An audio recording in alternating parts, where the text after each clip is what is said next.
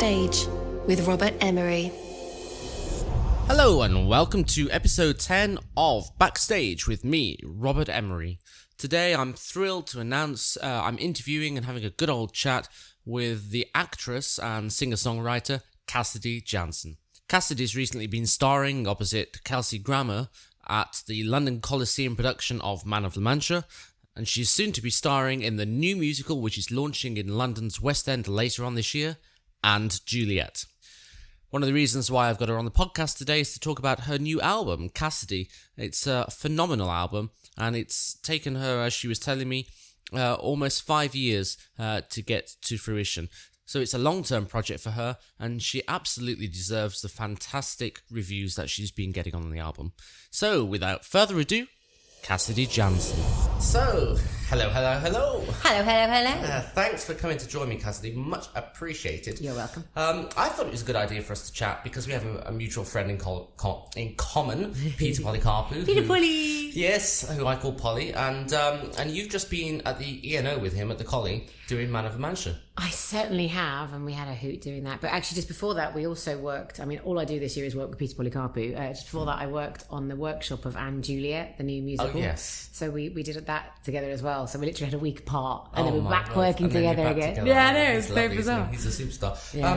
One of the things that I try and do on this chat is to discover how you got to where you are, because I think it's useful for people to know that you didn't sort of wake up one morning and you're there and you've made it. You know, there's hard work, a slog behind it, and I think it's interesting and healthy for people to know what that journey is. Yeah. So I see here that you've been doing ballet and dance from the age of 2.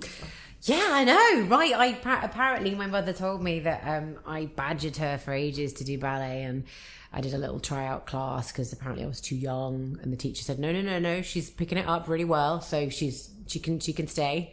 So I started at 2.5 doing little bits of ballet. And... I've got a 3.5-year-old, and bless him, we take him to dancing as well because he likes that. He's a little bit like that. And but I can't imagine him doing it at 2.5. I mean, he'd just run around the place potty. Yeah, I know. Really so, young. I mean, I have a vague memory of it, but I was always pretty good at picking up the dance moves. And then you learned piano from the age of 6. Piano from the age of 6, and what else did I do? Gymnastics, tap, jazz. So you singing obviously was the big one. So you were thrust into the arts then from a really young age. Well, yeah, but I mean, at any point when I said I didn't want to do something anymore, my parents, because they're not from any creative background at all, went, okay, fine, and they just said, okay, she don't want to do it anymore, and they never pushed me. Sometimes when I was older, I was like, why didn't you make me continue piano lessons? Why didn't you make me continue doing ballet? And they're like, well, you said you didn't want to, so we never wanted you to be one of those kids that lost their love of it,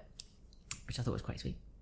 I mean, I guess I'm starting to have to grapple with that issue now with my little boy Teddy, because it's he's so sweet, and he's 3.5, so he's got a short attention span anyway. But when he turns around and he says, I don't want to do swimming this week, and you go, well, really, you need to learn to swim, it'll be really great for you, so push you. And I know there's going to be a battle coming at some point with music or drama or something like that, because my wife's a horn player as well, so it was such a musical family is how we met, working on the job. So I know at some point there'll be a battle, and it is a dichotomy of, do you push them? How much do you push them? Do you? Because you can't obviously let a kid have free reign. So it's a tricky one. But I think my parents did a good job. But you came back to it anyway. That's the thing. From what I remember, it was a discussion. They were like, "Are you sure?" So it was never like, "Oh, whatever she decides on a whim, she does." Like they did sort of say, finish the term or whatever, and but I got there eventually. and then you went to Performing Arts College at 16 for 3 years. Yes, I went to London Studio Centre. Okay. And Millennium Performing Arts. Okay, so that's when you sort of really started to hone your craft a bit. Yeah, so I mean, both those colleges are mainly dance based, and they really train you to within an inch of your life as a dancer. And I was, by the end of the 3 years, I was surprised at my dancing skills. I was like, it's a real step up from the local dance college, as much as, they do a good job, it's a whole different intense training that you do when you go full time. And I really had to do a lot of catching up. But how did you keep your singing up on top form? Well, they do singing there as well. Okay. I didn't actually get on very well with the singing teachers at Studio Centre, so that's one of the reasons I left and went to performing arts, because of creative differences. Oh yes. So yeah, no, like there was one teacher who will remain nameless, who, bearing in mind, like now, but most people know me as a vocalist of quite a high caliber. You know, he gave me a pass on my singing exams. You know, bearing in mind that's the lowest pass you could get. There was like pass, merit, distinction, highly commended, all those things. And they gave me a pass. So I was just like, you know what, you can do one. Yeah, you can absolutely. Now, though, aren't you? Oh well, you know. Have you ever been tempted just to write him a letter? I've had my revenge. That pass? I've had my revenge. Yeah. Okay, well, I'm not even going to ask that. And then you waited tables for 3 years before you got your break in Footloose. I did. I waited tables at the lovely Brown St Martin's Lane restaurant, beautiful restaurant. And while I was there, I actually wrote and recorded a lot of original music.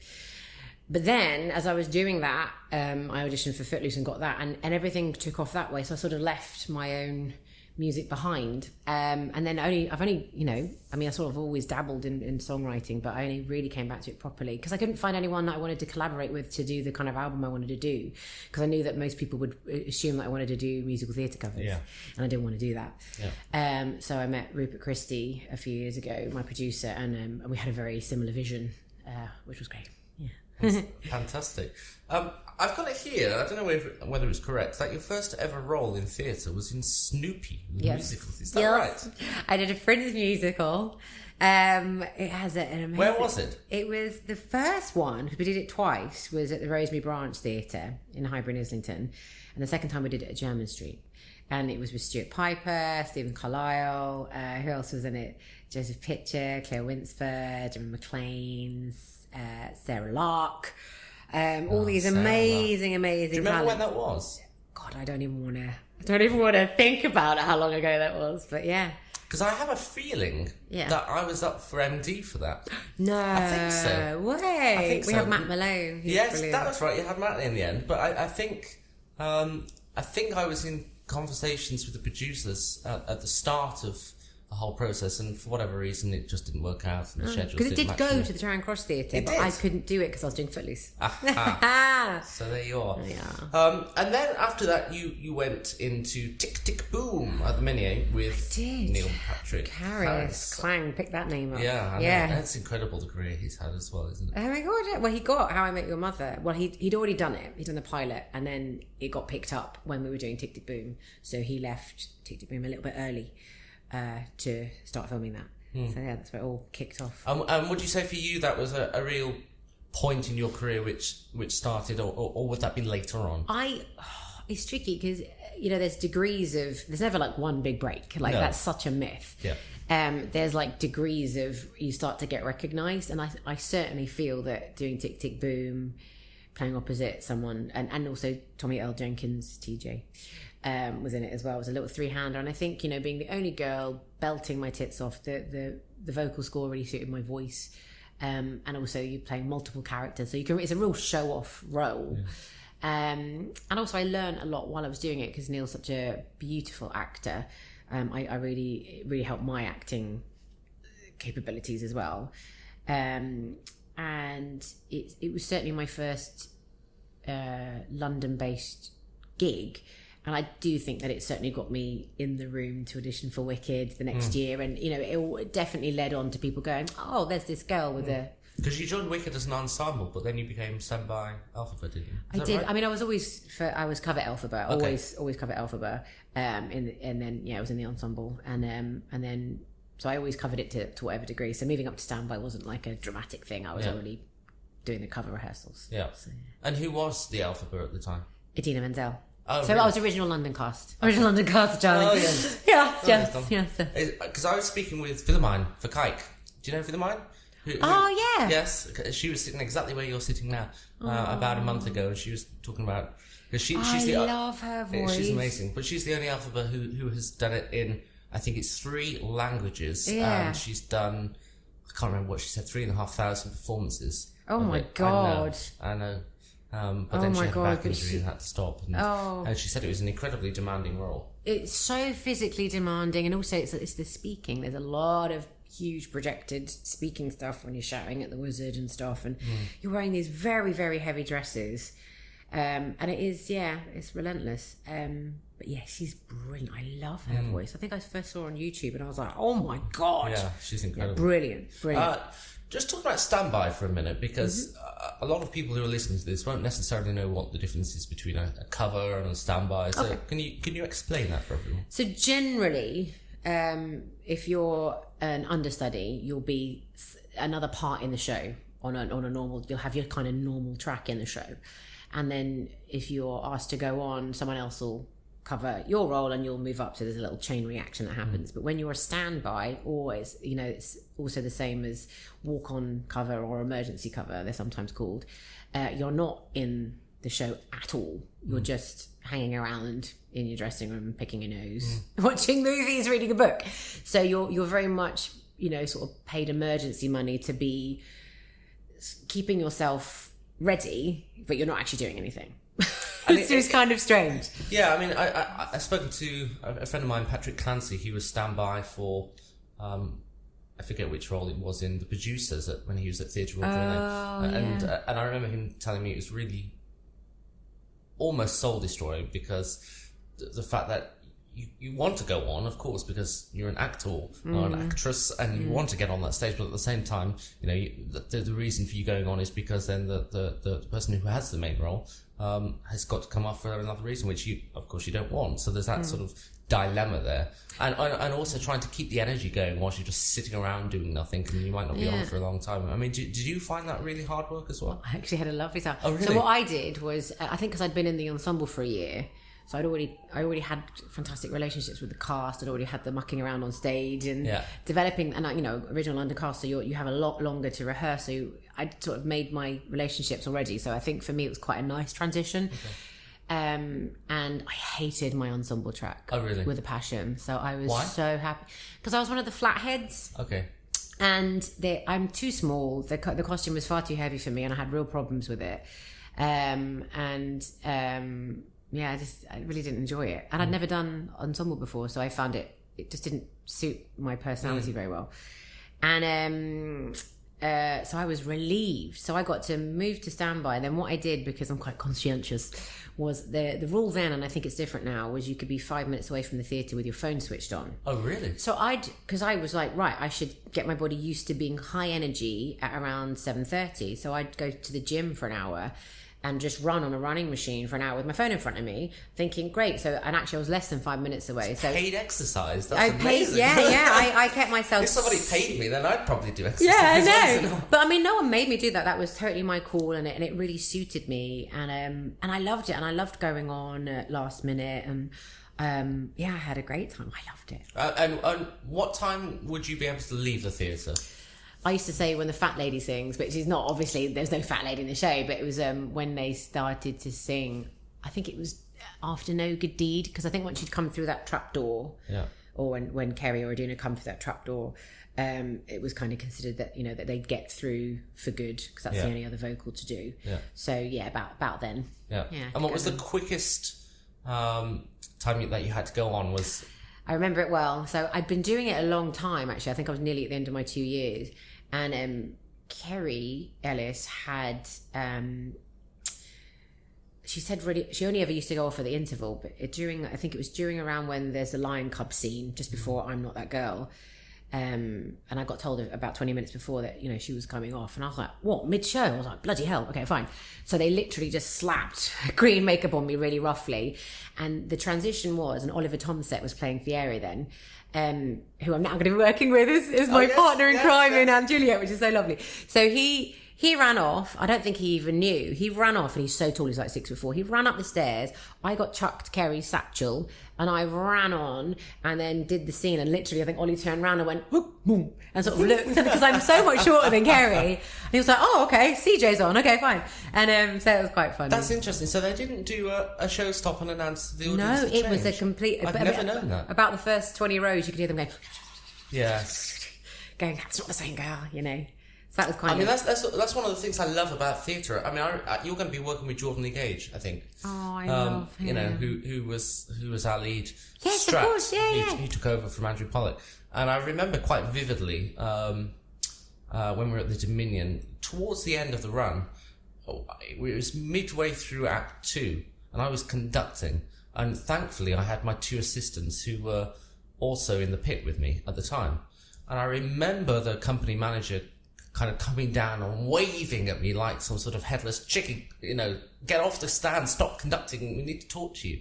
I thought, what the bloody hell's going on here? So we all did a bit of a swapsy, and the person who was playing keyboard 1, who is my one of my assistants, came up to me, and another person moved up to keyboard 1, and then somebody covered him on keyboard 2, and it all happened during the middle of a song. And I got down the podium, climbed down the ladders, and Jordan said, look, I'm really struggling here. I think I need to go off. What do I do? And you know, to be fair to him, it was his first major role. And you know, and I think it was probably one of the first times he'd ever actually had to go off. And for an actor on stage, it's awful. And the first time you go, I could see him in his eyes, and he was welling up, and I could see he was distraught and felt like he was letting everybody down, and it's a disaster that we have to do this massive show stop. And I just said, well, you know, it's your call. He said, no, I don't want to make the call. I said, you have to. I can't tell how you feel. Everybody will support you, but you've got to make the call. If you honestly tell me you need to go off because you can't make it through the rest of the show, decision is made, and it's no problem. You know, and he went off, bless him, and then he was off for almost a week. Yeah. You know, it's awful. That first time you go off is so crushing. Yeah. Yeah, I remember that feeling very well. And then, you know, as you get on in life, you realise that it just happens, and if you can't do it, you can't do it. And also, I had a really bad chest infection at the end of Tick Tick Boom, and I sang on a chest infection, and I really messed my voice up. Yeah. For a long time. That's what he was doing. He had a chest infection, and he was trying to battle through. And you just, it's not a clever thing to do. If your cords won't close, honey, they're not going to close.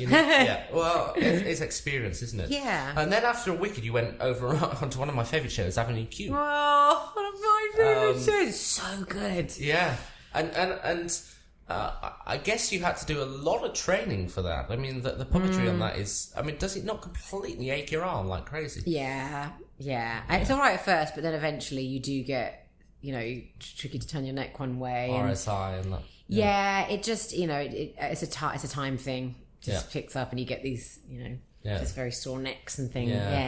Yeah. But it's a good show, though, isn't it? It's a great show. Oh my God, I would have done that show forever. I loved it. I was so sad when we got our notice. I loved it. It was, you couldn't stay in a bad mood. You walk on that stage and 1,000 people are laughing. It's just, you can't stay in a bad mood. It picks you up straight away. Oh. But then, of course, something really big happened for you, which is beautiful. Yeah.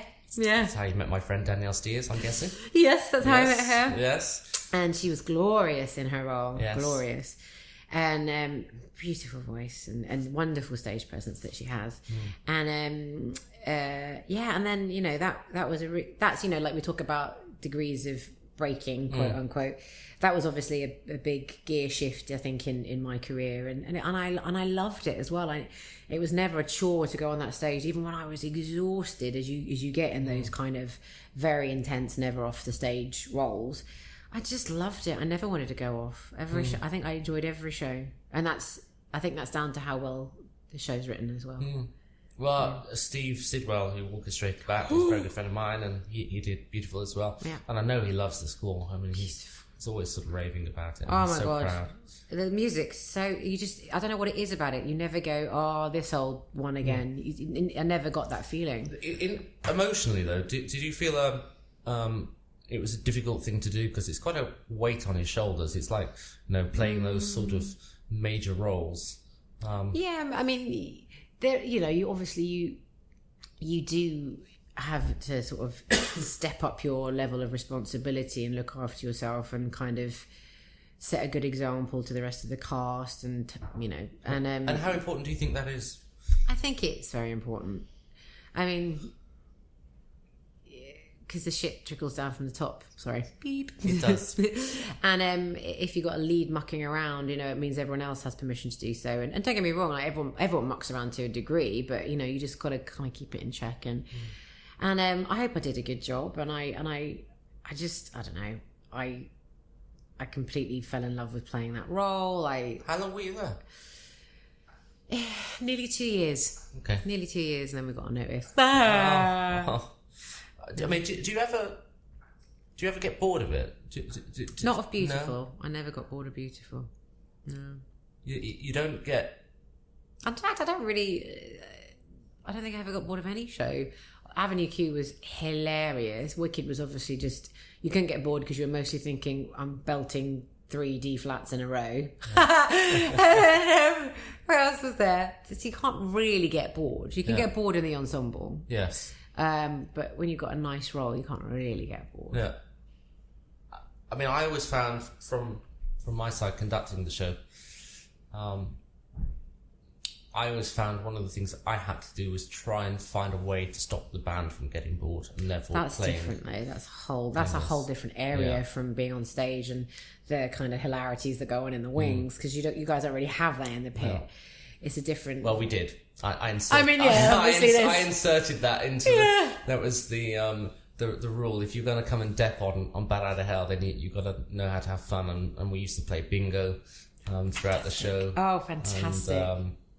And we had word games. We all had microphones so we could speak to each other with our in-ears. And yes, we had some fun moments. But it's, I think that's one of the things you have to do. Essentially you are performing the same thing day in, day out. And it is difficult to keep your energy levels to where they need to be. Yeah, it's definitely discipline. Standard. Definitely a discipline. I'm not saying for 1 second it's easy to maintain that level of commitment. It was, I did have to check myself and be like, come on, but it wasn't, I wanted to. I wanted to do that. And then after that closed in 2017, you then did an album. I did, yeah. Which you say at the start of the conversation that you didn't really want to do a musical theatre album by yourself. I guess partly because you kind of did that with the Leading Ladies thing. Well, actually, I was already writing my own album. I was already writing it before Leading Ladies, yeah. So it put my album back. I think it all worked out perfectly with the timing, actually. So it put my album back a few years, but that's totally fine because it's all worked out really well. And the Leading Ladies, much as it's obviously musical theatre land songs, it's not really a musical album because it's got Carole King songs on there. It's got Whitney Houston songs on there. It's got I'm Every Woman, and we certainly made sure we picked modern musical theatre songs. So it's got a lovely disco vibe to it, I think. And how did that whole project come about? So I was already... So one of the reasons why I wasn't completely gutted when Beautiful closed was I was already going to be doing Leading Ladies. That was already done. Right. We just couldn't announce or tell anyone. Yeah. That came about with a phone call. I got the phone call that I was running for a bus to get into the show. My agent called and went, how would you feel about doing an album with Amber Riley and Beverley Knight? And I was like, what? Whoa. And I think I was already negotiating something else. So I thought she was calling for that. And I was like, what? What's that got to do with blah, blah, blah? I was like, what are you talking about? What are you talking about? And she sort of said that someone from Warner Brothers had called and sort of said, it's an offer. And I was like, what? I was like, well, of course I do. But okay, so extraordinary. So I got the phone call from nowhere. The phone call from heaven, I called it. Yeah, that's wonderful. Amazing. And is that something which you're going to stay together as a group and do something else in the future, or? I think it's tricky because Amber's in America, but I mean Beverley and I keep in touch all the time, and she's wonderful, and but I don't know. I don't know who knows. It's not a no, it's a don't know. Yeah, sure. Yeah. And then so after doing that album, you then of course went over to the Collie and did Chess with Michael Ball. Yeah. Michael Balls. Mickey Balls. Yes. I love him. Yes. I adore him. He's so lovely. Yeah.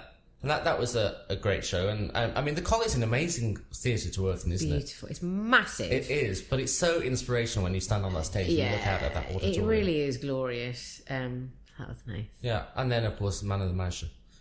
Yeah. And now, what was it like working with people like Kelsey Grammer and...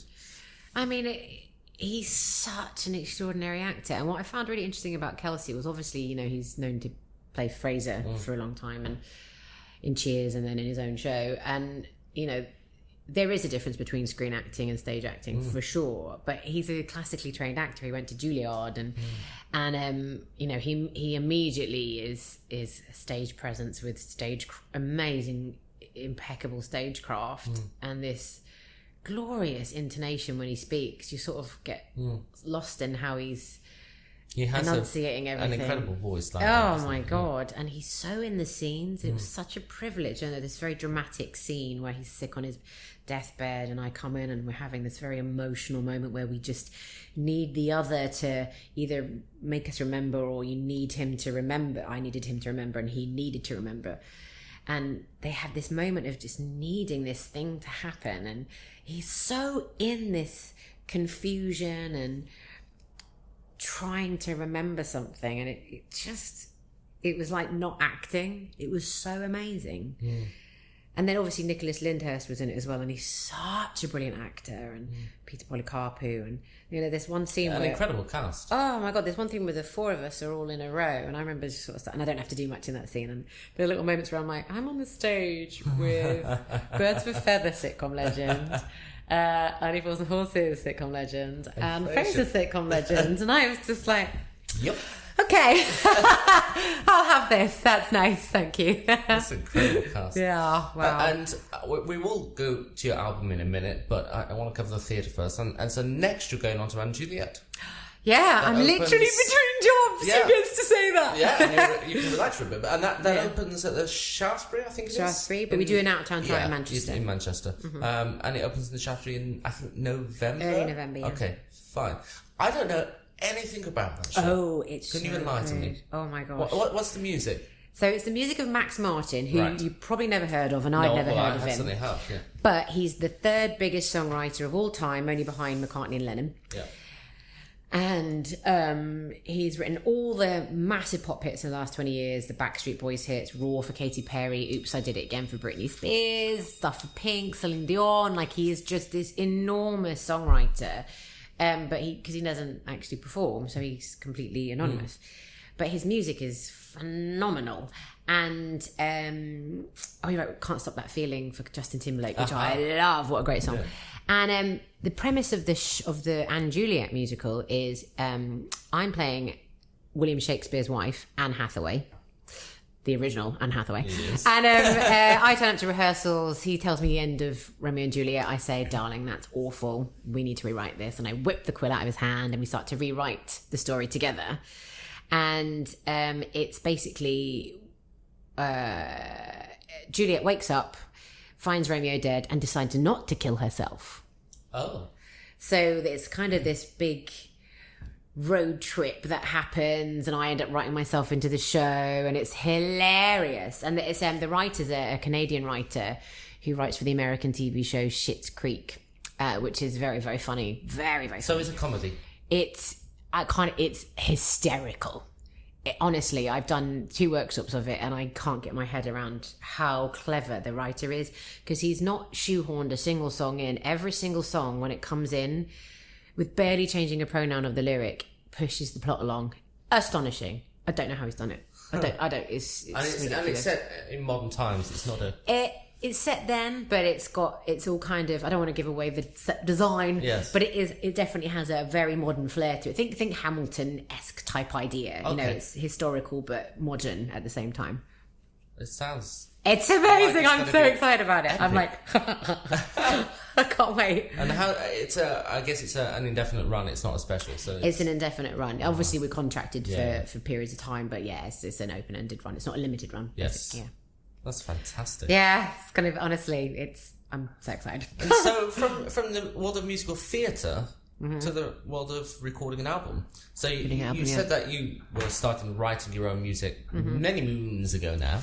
Many moons. And then, you know... How do you write? Completely. Every co-write is completely different. And sometimes I'll come with a few chords on the piano or a top line, or just some lyrics that I can't work out melody, and or someone will come to me with a half-written song and I'll finish off the lyrics, and I really like that. It's a bit like just splatting paint on a wall. You're like, I don't know, something might happen, and so it's quite higgledy-piggledy, but the album has a very cohesive feel to it, and I consider it to be different parts, different times of relationships, you know, the beginning of the waiting for a relationship to happen, all different aspects of what it's like to be in or be wanting a relationship. And so it has a very lovely umbrella feel to it, and it feels like, I don't know if you've listened to the album, but it's kind of got a summery vibe to it, and it's very chilled with jazz and country tones. And so how many tracks have you written on the album? 8. And then there was a track gifted to you by Carole King. Yeah, I know. I mean, bloody hell. I know. I sort of, even with time, how did you wing on that one? Oh gosh. So she, as some people may know, she surprised the cast of Beautiful and turned up one night in the bows, and she was very, very effusive of my performance, and said really nice things to me. And you know, a couple of people said, go on, ask her if she's got any songs. And I was like, okay, 'cause now would be the time if you're going to do it. So I sort of messaged and said, I don't suppose you've got any unreleased songs, because I'm writing my own album. And she pinged back 5 tracks. Wow. And I picked one. We worked on a few of them. We picked one that we thought was going to fit the album. And yeah, it's called You Beat Me to Goodbye. And yeah, so that's a bit of a... Yeah, that's exciting. Yeah, really, really lovely. And what was the process of the album? Is it released on a label? Oh yeah, I got signed to one of the majors, BMG. So how did that come about? So I'm very lucky in that Rupert Christie, my producer, has been working in the industry for a long time. Is very well connected, very well known. So he had quite a few good acquaintances that were sort of aware of what we were doing and were interested, and then I needed a music manager as opposed to an agent, even though my agent is awesome. She's so good, my agent. I needed a separate music manager, and so we met with a few managers, and we went with a lovely guy called Nick Stewart, whose nickname is the Colonel. And you see, boss, what's that? Hello, artist. Hello, good. And he's just a phenomenal, he's a master at just sort of getting communication lines working and introducing you to the right people. And he's been around a long time. He's been an A&R man before. I think he had something to do with starting up Polydor. And so he's sort of been on all aspects of it. So he's this wonderful part of the industry, and he really champions me really well.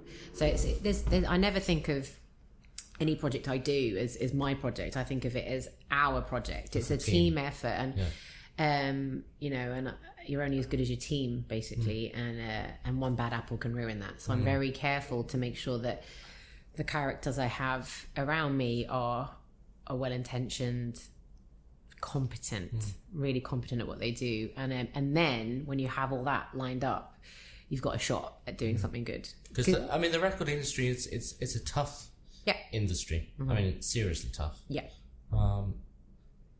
And getting signed is amazing, but that's also tough in itself. I mean, having to deal with contracts, negotiations, figuring out money, how to PR it. I mean, it's a nightmare, really. It's a nightmare, and I'm really grateful actually that the Leading Ladies was a little bit of an awakening to how it works. And I still learned a lot from doing my solo stuff, but at least I kind of knew all the terminologies, or I often called Beverley up and sort of asked for her advice on certain things, and which was, you know, fantastic that I had her ear. And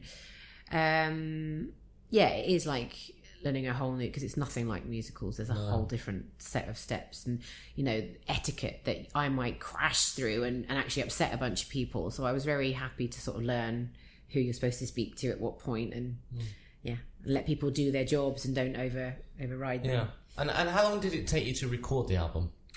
God, I mean, it's so mad. We've been working on it since the end of 2016, right? Okay. And we've been talking about it since the end of 2015. Okay. So this has been a long time, this project.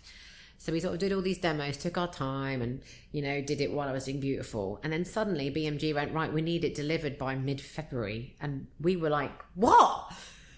So we recorded it in a week. In a week? Just nuts. The whole album? All the band stuff in a week, and then we did my vocals, I think, the following week, and then I think he mixed it in 2 weeks. I don't Really? think he Oh slept. my God. I don't think he slept. I don't know how he did it. I look at Rupert and I'm like, how do you not want to murder everybody? He's such a lovely human being and so balanced. And he's like, oh yeah, I haven't slept for like 3 days. And he's still got a smile on it where he's obviously like, rah! But he never takes it out on anyone. He's just a really lovely person. And how much impetus did you have in things like the mixing process? Oh, I let him do all that. Okay. That's not my area of expertise. Okay. So you didn't I'd go in and listen say, to it. I want my voice to be more present, or... Oh, no. Sorry, no, absolutely. So I'd get mixes and then I'd go, oh no, that needs to be up a bit, or can you change that quality of that? I don't like that take. There was one song in particular, Charming Man. I was like, I don't know, no. So he remixed all of that. So absolutely I got, say approval of all the mixes, of all the production, for sure. It's fun, that. I really enjoy doing that bit. It's really lovely. Yeah. It's sort of just listening to the mix and sort of going, oh, and also the thing about Rupert is he's so good at his job. I didn't really ever say, I don't like that, because or it would be more like, it was only little nudges, because he's a genius. The production, I mean, if you've heard the album, his production is beautiful. I go, I can't believe this is my album. The string arrangements. Yeah. He did all of those. I was like, oh my God, they're lush. Lush. They're lush. That's such an Essex word. Yeah, I know. Love it. And Welsh. So, well, there you are. What is the next thing for you then, apart from and Juliet? Okay, let me rephrase that. What's the thing that you would still like to achieve? The thing that you haven't yet done? Good question.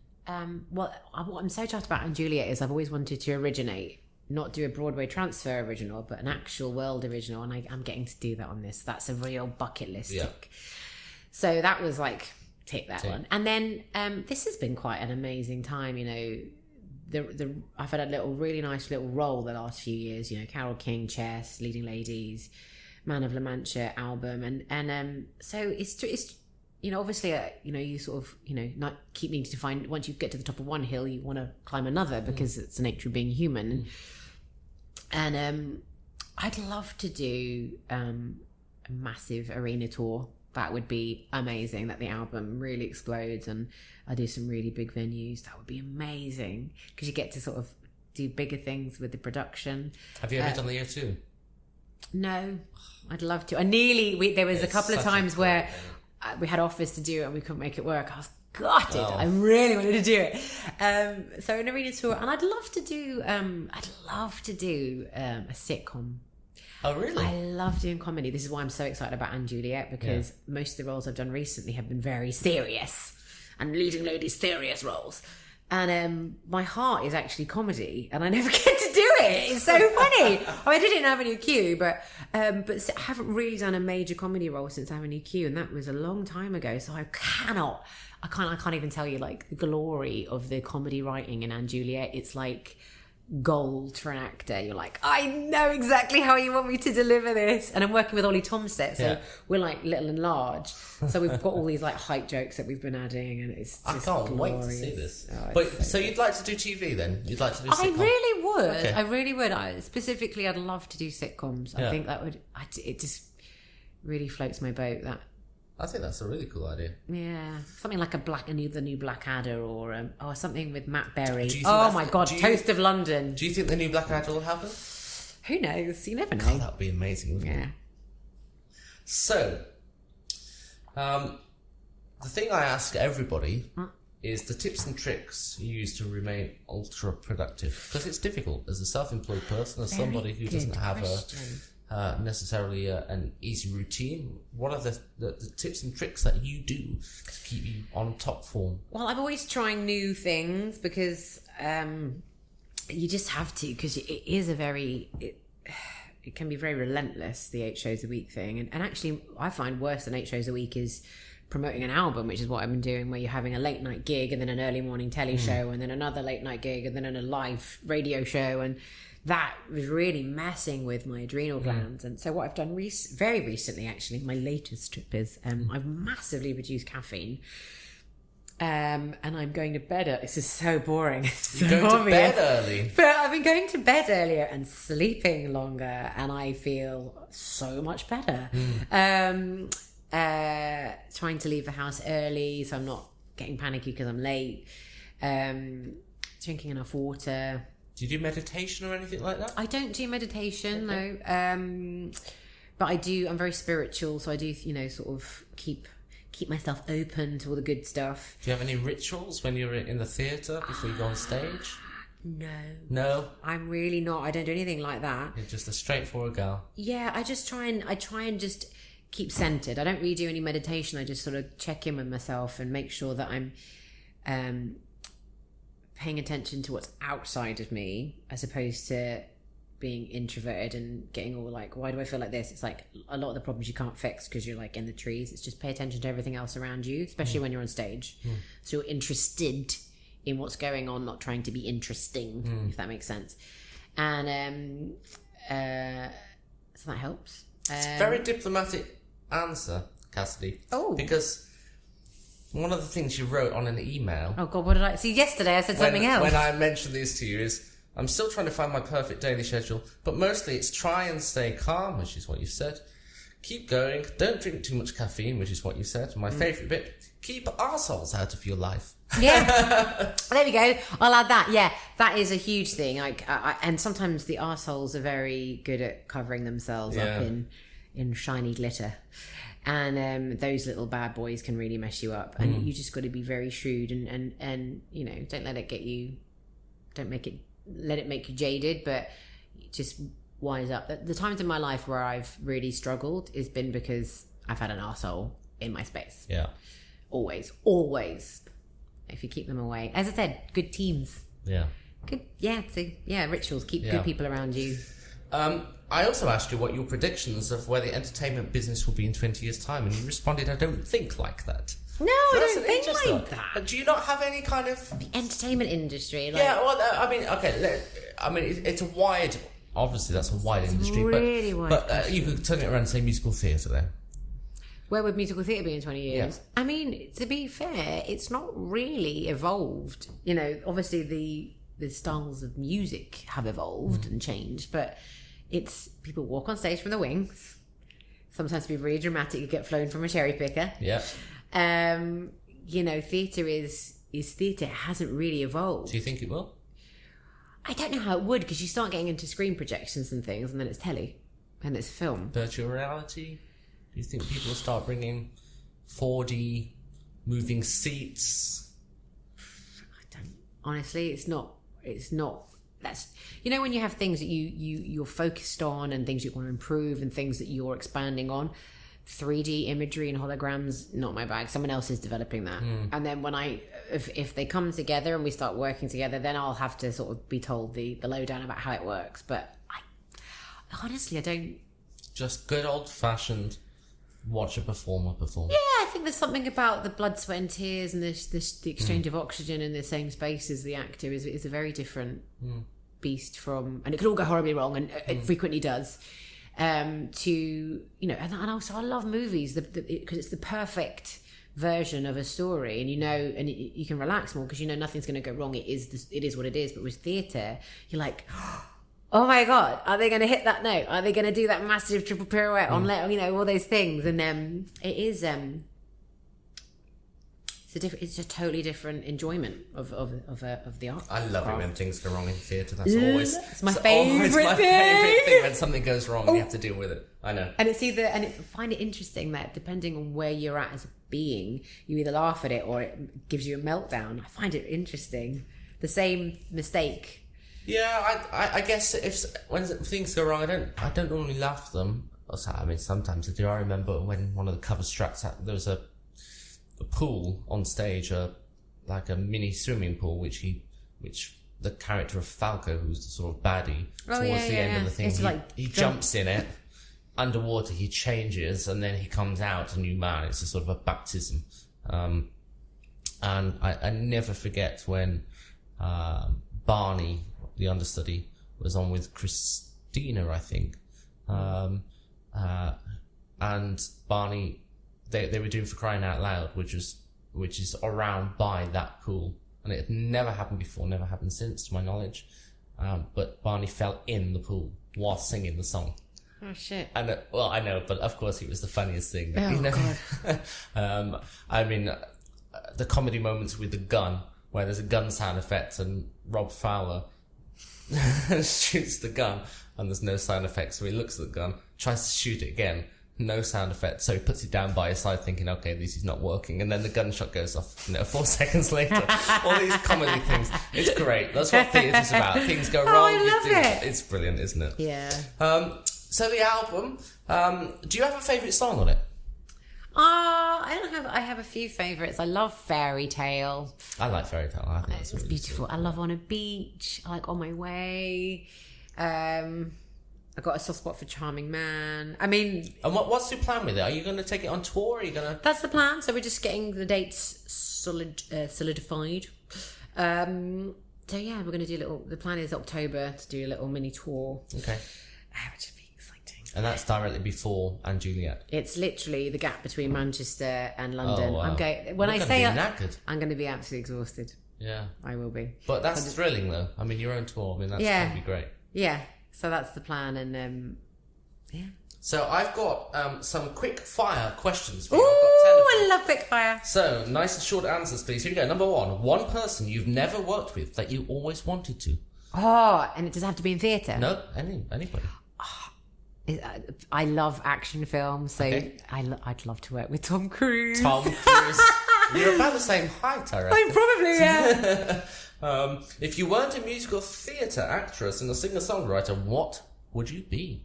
If I really couldn't do anything creative whatsoever, like no piano, no dancing, no nothing, I would be a massage therapist, because I'm actually a badass massage person. People come to me all the time going, you've got magic hands, and I'm brilliant. Like I wouldn't say that. I'm not trained at all. I'm just really good at finding knots and getting people to feel better.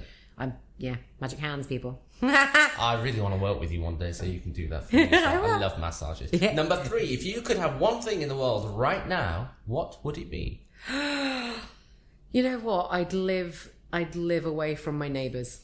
I cannot wait if they hear this. It's the Boris Johnson effect. That's great. Number 4, what is the proudest moment of your career so far?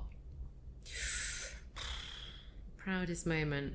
Oh, that's tricky. That's a real on the spot thing. Something that I did well. It's tricky because there's different. Of course there is, but there's one thing that you feel. I'm so proud of that. So there's one thing that I'm proud of, but I don't want to share because it's sort of quite a political thing, so I can't really share it. So I'm trying to think of the happier one.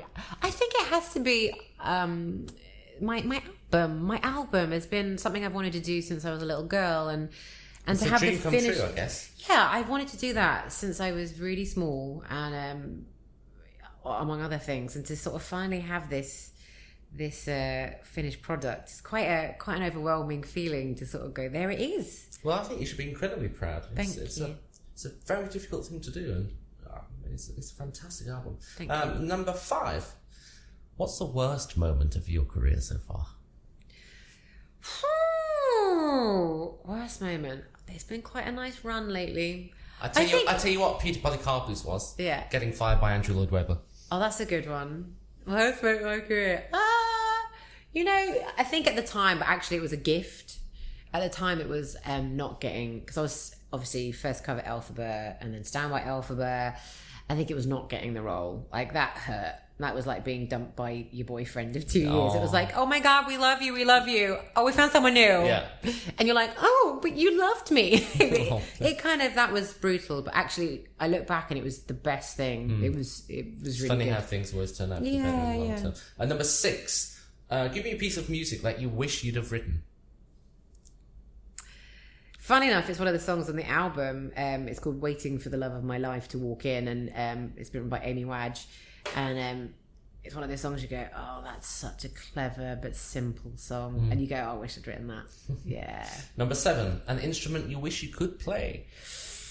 I can play it a bit, the guitar. Like, I don't play it great. I played for a little while, but yeah. But you wish you could play it better. Yeah, be one of those, like, the Spanish guitar players. Yeah, very romantic. Yeah, it's lovely. Number 8, an instrument you think should never have been invented.